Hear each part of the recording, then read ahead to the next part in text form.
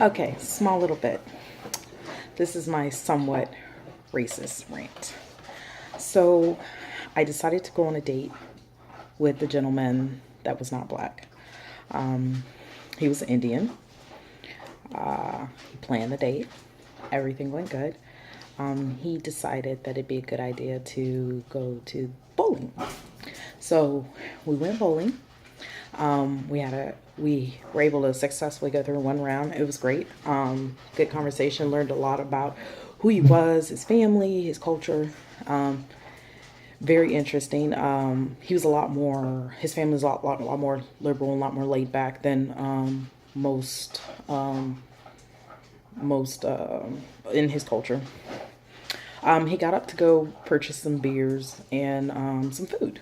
So while I was sitting there, this group of guys in this lane next to us, two black guys, a white guy, and I'm not sure where the other guy was, but that's the guys that were over there. So I was sitting there for a while, and they kind of looked, but then they kept on going on about their business and stuff. But one actually walked up to me, approached me, and the first thing that he said to me was, "Can I ask you a question, my beautiful black queen?" And I was thinking to myself, oh my gosh, she's one of those baby Black Panther kids. Which there's absolutely nothing wrong with being proud of your heritage. There's absolutely nothing wrong with being pro-black. But there's a certain line where it crosses where it's borderline racist. And I'm like, oh gosh, what could he possibly ask me? So I said, yeah, sure. He's like, well, let me ask you, why do you hate your black king so much? What did we do to you to bring so much hate where you hate us so much? So I'm like, I'm a little shocked because I'm like, okay, first of all, you don't know me. You don't know who I've dated, what I've got going on. And so you're just insinuating something. So I was like, okay, y'all didn't do anything to me. And he was just like, well, clearly we have. We've let you down in some kind of way. We failed you in some kind of way.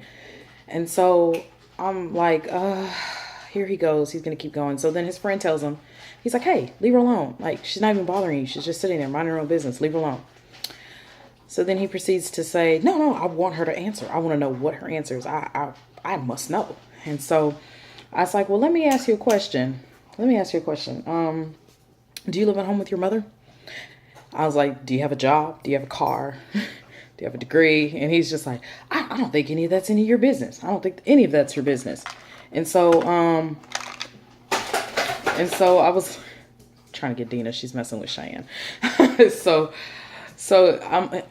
like, well, I don't think that any of that's your business. I was like, well, just like you approaching me and walking up to me, I don't feel like that's any of your business either. I was like, let me tell you something. I was like, I'm 30. I've predominantly dated black men my entire life. There's a couple times where I dated white men. But tonight, I had two of my black kings, what you call my black kings, bail on me on date night. They set up dates and they were nowhere to be found when it was time for the date to start.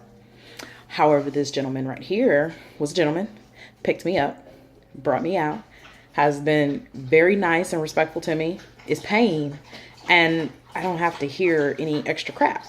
And I was like, whereas, I meet black men, some black men, they're living with their mothers, they have baby mama drama, they have all kinds of stuff going on with them, and I just personally don't want to deal with it.